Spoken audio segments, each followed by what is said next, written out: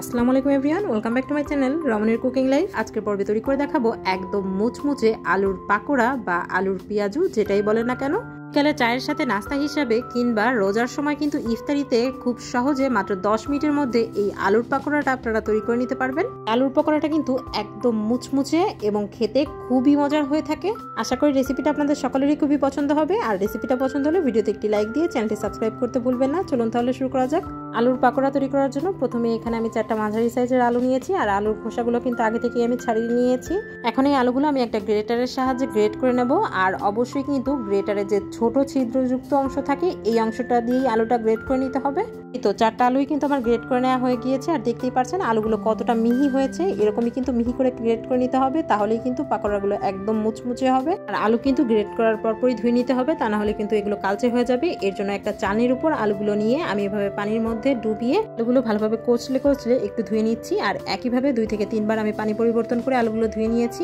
2 থেকে 3 বার ধুয়ে নেওয়ার পর কিন্তু আমি আলু থেকে এভাবে চেপে চেপে এর ভিতর যে পানিটা ছিল সেটা সম্পূর্ণ ফেলে দিয়েছি। আর অবশ্যই কিন্তু এই জিনিসটা খেয়াল রাখতে হবে যাতে করে আলুর ভিতর কোনো প্রকার পানি অবশিষ্ট না থাকে। এখন আলু একটা পাত্রে নিয়ে নিচ্ছি, আর এখানে অ্যাড করে দিচ্ছি 1/2 কাপ পেঁয়াজ কুচি, সাথে অ্যাড করে দিচ্ছি 1 চা চামচের মতো হলুদের গুঁড়া, স্বাদ অনুযায়ী লবণ, 1.5 চা চামচ মরিচের গুঁড়া এবং 1/2 চা চামচের মতো গরম মশলার গুঁড়া। আর চাইলে কিন্তু এখানে কাঁচামরিচ কুচি ব্যবহার করতে পারবেন, সেক্ষেত্রে কিন্তু মরিচের গুঁড়ার পরিমাণটা একটু কমিয়ে ব্যবহার করতে হবে।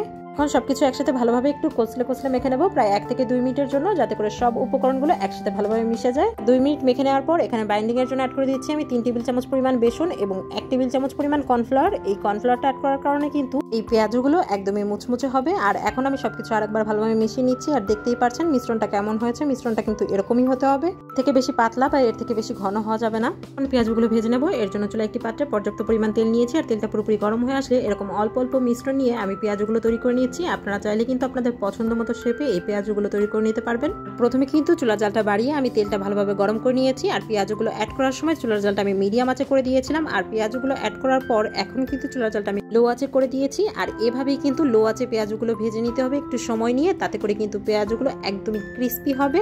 আর এভাবেই চুলার জালটা লো আঁচে রেখে যখন পেঁয়াজুর কালারটা এরকম লালচে কালার আসবে তখনই আমি পেঁয়াজগুলো উল্টে দিচ্ছি। আর অবশ্যই কিন্তু পেঁয়াজুর এক সাইডটা হয়ে গেলে তখনই পেঁয়াজগুলো উল্টে দিতে হবে, তা না হলে কিন্তু পেঁয়াজগুলো ভেঙে যেতে পারে। একইভাবে চুলার জালটা লো আঁচে রেখে পেঁয়াজুর অপর পাশটাও আমি আরো কিছুক্ষণ ভেজে নিচ্ছি। যখন এই পাশটাও হালকা লালচে কালার হয়ে আসবে তখন চুলার জালটা আমি মিডিয়াম আঁচে করে দিচ্ছি। আর পেঁয়াজগুলো অনবরত নাড়াচাড়া করে এরকম লালচে কালার করে পেঁয়াজগুলো ভেজে নিয়ে আমি পেঁয়াজগুলো তুলে নিচ্ছি।